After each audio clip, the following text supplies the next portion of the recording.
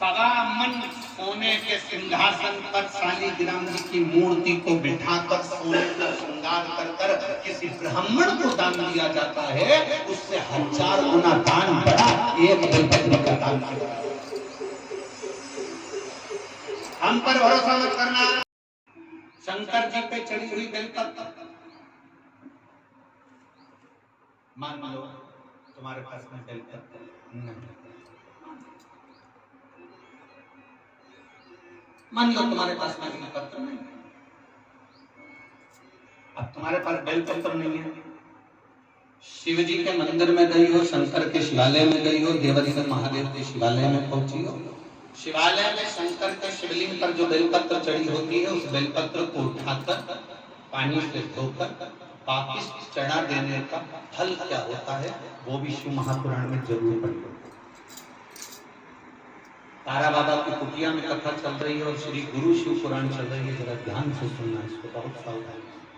जितने बाहर के पंडालों में भक्त बैठे हो, जितने आस्था चिन्ह पर बराबर है, शंकर भगवान के शिवलिंग पर चढ़ी हुई बेलपत्र को धोकर वापिस शंकर भगवान के शिवलिंग पर चढ़ाने का जो पुण्य है, कहा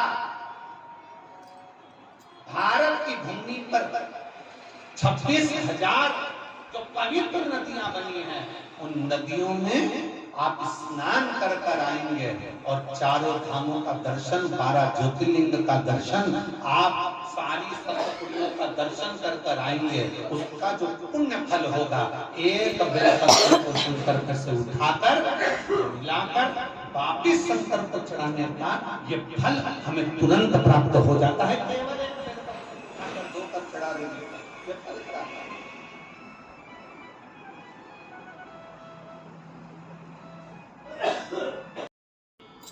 ना जाने कौन कौन ने ऐसा नियम बना दिया, हमें तो समझ में नहीं आता।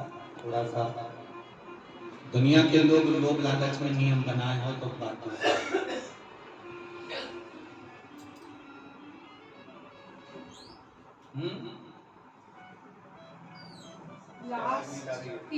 पानी ले पापा देख तो कैसे खांसा तो पीछे की आवाज खोलिए, पीछे 1000 टुकड़ा भी हो जाता, 1000 पत्ती के बारीक बारीक टुकड़े भी, और वहां से लाने में तुम्हारे हाथ में केवल एक जरा सी तिन का मात्र पत्ती भी तुम्हारे हाथ में अगर बची है घर लाते हुए, तो समझ लेना वो सोने की बेलपत्र से भी बढ़कर है, उसकी कीमत,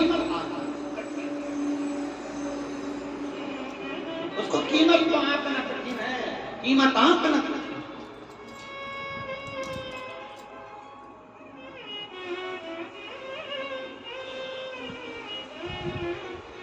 एक बेलपत्री की कीमत को कौन आंक सकता है बाबा, समझे? ये किसी ने एक फाइल भेजी जिसमें इस व्यक्ति को जो बीमारी हुई है वो लाखों में किसी एक को होगी।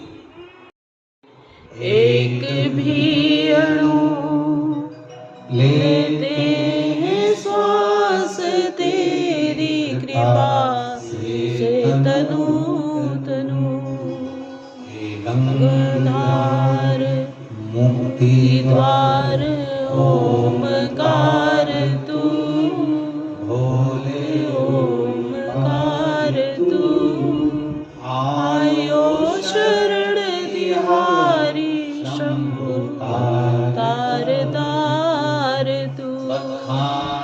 क्या करूं मैं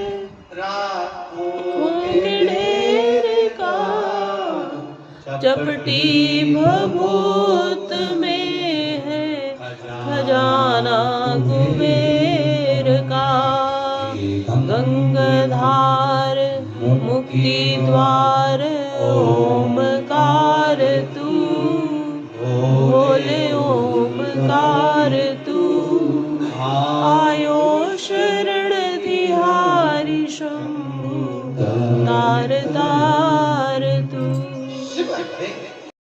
तुम्हारे पास रखो, हमें तो शंकर जी पे चढ़ी हुई एक सादी सी बेलपत्र दे दो जो दुनिया की औषधि है। और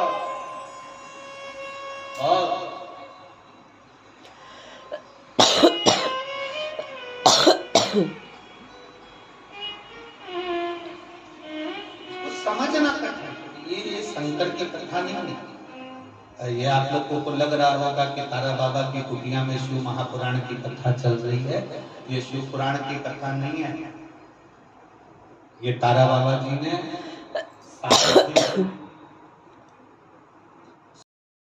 तुम्हारे मैं भी खड़ी हूँ बाहे पसारे अपने लगा लो उठा लो बोले अपने दर से अब तो न टालो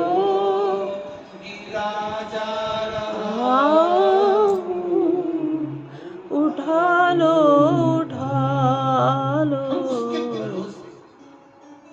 हम उसके पुराण शास्त्र वर्णन करते आए हैं।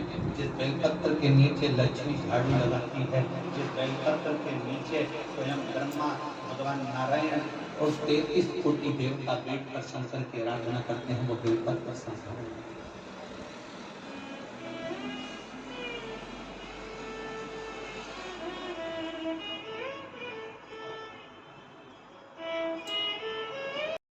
वाले ने लुटा दिया भंडार, काशी वाले ने कर दिया माला माल, काशी वाले ने लुटा दिया भंडार, तारा बाबा ने लुटा दिया भंडार, तारा बाबा ने लुटा दिया भंडार, तारा बाबा ने लुटा दिया। श्री गुरु शिव महापुराण कथा सिरसा हरियाणा। माल काशी वाले ने दिया माला माल, काशी वाले ने लुटा दिया भंडार, काशी वाले ने कर दिया माला माल, काशी वाले ने। सप्तपुरियों के जो दर्शन का दान का फल होता है, वो फल एक बेलपत्र को धोकर शिव को चढ़ा देने पर प्राप्त हो जाता है। वो एक माता जी ने प्रश्न किया था, गुरुजी अगर घर में शिवलिंग रखना हो तो उसकी प्राण प्रतिष्ठा करना पड़ती है क्या? उसकी प्राण प्रतिष्ठा की जरूरत होती है क्या? हमने अभी इससे पहले जो कथा थी कुशीनगर की, उसमें वर्णन किया राम जी की प्राण प्रतिष्ठा करना पड़ेगी, कृष्ण भगवान की प्राण प्रतिष्ठा करना पड़ेगी, देवी जी की प्राण प्रतिष्ठा करना पड़ेगी, कोई देवता है तो उनकी प्राण प्रतिष्ठा करना पड़ेगी। पर अगर नर्मदा का कंकर है, नर्मदेश्वर महादेव है, भगवान शंकर के शिवलिंग की कोई प्राण प्रतिष्ठा की जरूरत नहीं पड़ती, वो स्वयं तारक का, स्फटिक का, मोती का, माटी का, चाहे जिस शिवलिंग का आप निर्माण कर रहे हो, शिवलिंग में आपको प्रतिष्ठा की जरूरत नहीं, आप उसको नर्मदेश्वर मानकर उसका स्मरण कर लेना। या तारकेश्वर महादेव में तारा बाबा की कुटिया में 2 शिवलिंग का दर्शन होता है। एक तारा बाबा जी की कुटिया के अंदर जो शिवलिंग विराजमान है वो पारद का शिव, दूसरा जो शिवलिंग शंकर भगवान के मंदिर के अंदर विराजमान है वो नर्मदेश्वर शिवलिंग है। 2 शिवलिंग का दर्शन, एक पारद का, एक नर्मदा जी का। जैसे सीहोर कुबरेश्वर धाम से लाया हुआ कंकर और रुद्राक्ष औषधि का कार्य करता है। औषधि आप लोगों में तो कोई गए हैं सीहोर कुबरेश्वर धाम? हम लोग गए थे। गए हो? धन्यवाद, प्रणाम। आप सबको रखिए, साधु जाना चाहिए। 12 ज्योतिर्लिंग के मध्य में है कुबरेश्वर। हम तो गोपाल भाई और गोविंद जी को भी कहेंगे, परिवार एक बार बाबा के धाम जरूर है। और यहाँ तो शिवरात्रि तक कार्यक्रम रहता है ना, शिवरात्रि के बाद तक वहाँ रुद्राक्ष उत्सव चलता है। 7 मार्च से 13 मार्च तक चलेगा। उस बीच में वहाँ रुद्राक्ष महोत्सव, वहाँ का कंकर शंकर होता है। वहाँ का कंकर अगर आप लेकर आए हैं और उस कंकर को आप पूज रहे हैं तो उसमें शिव की आकृति का दर्शन होता है। एक दूसरा, वहाँ का जो रुद्राक्ष है उसको पानी में कैसे भी कितने भी साल तक गलाते रहो, वो रुद्राक्ष में बदबू नहीं आती, सड़ता नहीं है और उसका पानी औषधि का कार्य करता है। इसमें भी कई पत्र से उसमें रखे हैं। वहां का कंकर शंकर है। हम निवेदन करेंगे आप सबको भी कि आप भी 7 मार्च से 13 मार्च तक जो रुद्राक्ष उत्सव है, बाबा के धाम में एक दिन की कथा जरूर सुनना। 1.25 लाख बेलपत्र चढ़ाने का संकल्प लेते हैं। उनसे निवेदन है कि आपने 1.25 लाख वृक्ष लगाए बेलपत्र के, तब तो आप चढ़ाने के हकदार हो गए। मालूम पड़े बेलपत्र तोड़ कर दिया, समर्पित कर दिया तो उसका सुख नहीं है।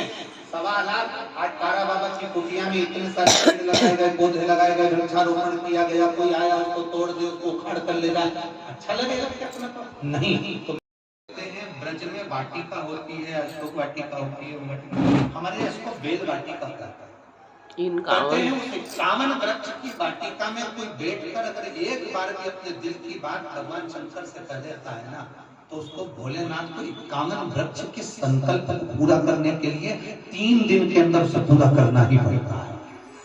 हमारा इस तरह सा निवेदन है गोविंद जी से और गोपाल जी से कि तारा बाबा की कुटिया में एक बेल वृक्ष की वाटिका होना चाहिए। ये हमारा केवल एक निवेदन है और तारा बाबा ही ये निवेदन आप लोगों को आज्ञा दे रहे हो। तो हम तो ये कहेंगे कि आपके पास में जगह है तो कहीं 51 वृक्ष बेलवती के से लगाए जाएं, जिसके नीचे एक भाव के साथ बैठ कर लोग अपनी माला का स्मरण करें, एक बार बाबा से विनती करो, बाबा उसको स्वीकार करे। ऐसी हो गए आप बेलपत्री के वृक्ष के नीचे आराधना करने बैठोगे, धीरे धीरे आपकी तप साधना के कारण बेलपत्री का वृक्ष सूखने लगेगा।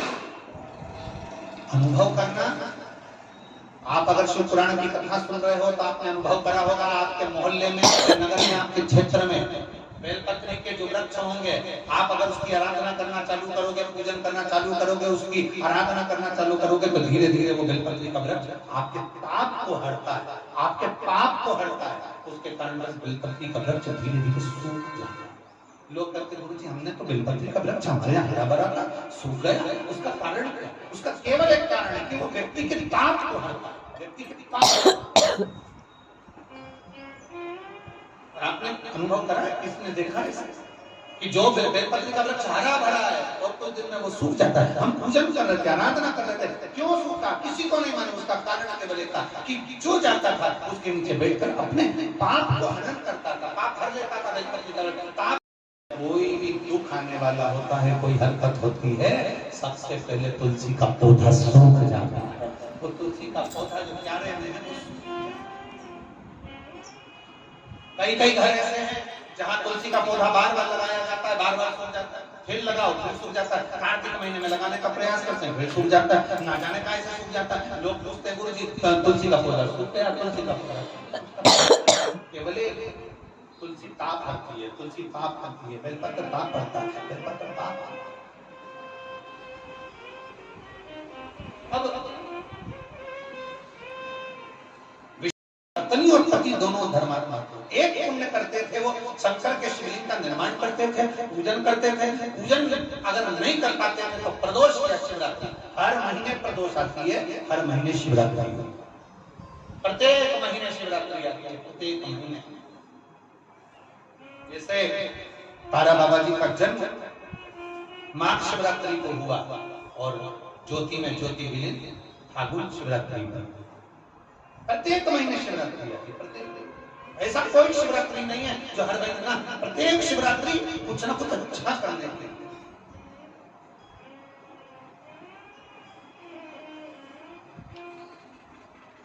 एक बहन ने लिखा, दोष शिवरात्रि के दिन अगर अभिषेक ना करवाए, पूजन ना कर पाए, तो शंकर जी के मंदिर के द्वार पर जाकर घी का दीप जलाए।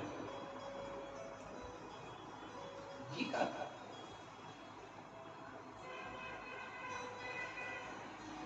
कितना भी कर्जा हो,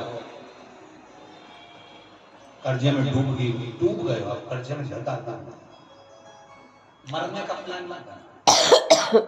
प्लान नीचे कितना भी डिप्रेशन हो, कितना भी टेंशन हो, मरना तो है। लोगों की छाती पे मूंग डालना, मरना नहीं।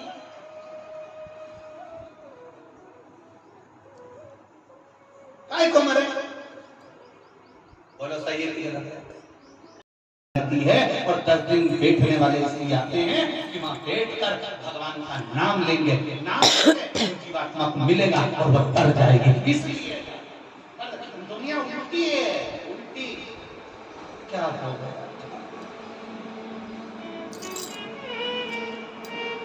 मरने वालों को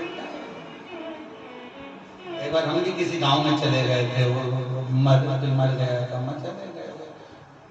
विश्वनाथ मुनि की कथा। एक बेलपत्र का दान करना विश्वनाथ मुनि ने सिखाया। शिवरात्रि प्रदोष के दिन का नियम बना लो। कितना भी कर्जा हो, कितना भी दुख हो, कितनी भी तकलीफ हो, एक नियम बना लो कि मैं भले मंदिर में पहुंचूं ना पहुंचूं, मैं भगवान के मंदिर जाता हूँ ना जाता हूँ। एक नियम बना लो कि प्रदोष के दिन और शिवरात्रि के दिन मैं अपने दरवाजे के बाहर एक घी का दीप दरवाजे के बाहर लगाऊंगी और एक घी का दीप किसी बेलपत्री के वृक्ष के नीचे लगाऊंगी। 2 जगह पर अगर आपने दीप लगाना प्रारंभ कर दिया, एक प्रदोष के दिन, एक शिवरात्रि के दिन, केवल 3 या 4 प्रदोष निकलेंगे, बाबा ऐसी कृपा करेगा कि धीरे धीरे कर्जा चूकना अपने आप चालू हो जाएगा और सब